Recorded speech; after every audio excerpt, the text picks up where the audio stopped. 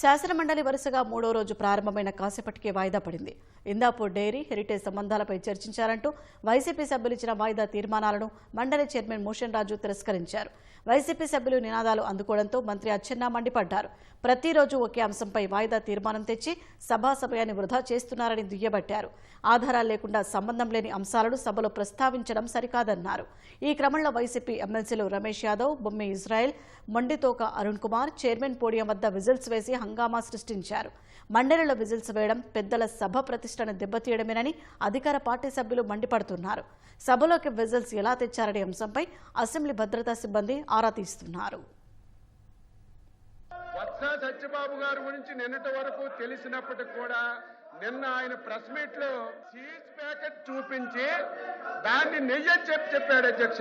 Cheese కి నెయ్యికి కనీసం వ్యత్యాసం కూడా తెలియలేకుండా ఇష్టానుసారంగా మాట్లాడారు అధ్యక్ష. దాని మీద హెరిటేజ్ సంస్థ లీగల్ నోటీస్ కూడా ఇచ్చారు. వీళ్ళకి ఏమాత్రం సిగ్గున్నా ఛాలెంజ్ చేశాం.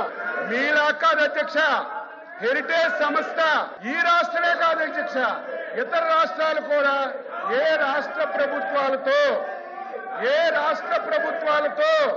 వ్యాపార లావాదేవీలు జరపకూడదని ఒక నిర్ణయం తీసుకొని ముందుకెళ్తుంది అధ్యక్ష.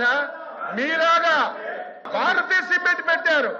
ఆ సిమెంట్ ని ప్రభుత్వంలో హౌసింగ్ ఇచ్చి మొత్తం దోపిడీ చేశారు. సాక్షి పేపర్ పెట్టారు. కోట్ల రూపాయలు అడ్వర్టైజ్మెంట్ ఇచ్చుకున్నారు.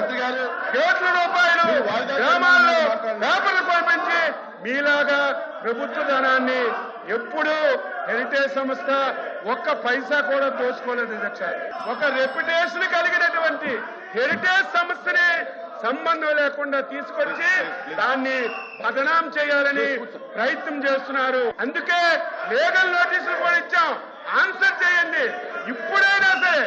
ఇప్పుడైనా సరే మీరు ఒక్క ఆధారం, ఇదిగో వైసీపీ పార్టీ వాళ్ళు ఇందాపూర్ డైరీకి, హెరిటేజ్ కి ఈ సంబంధం ఉంది, ఈ సంబంధం చేశారు అని మీకు ఆధారం చూపించమనండి.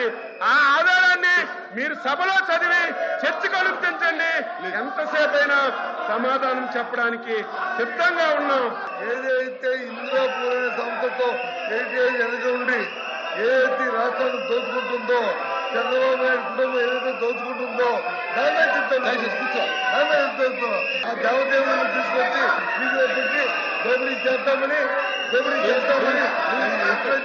ఇదే పంపిస్తాను.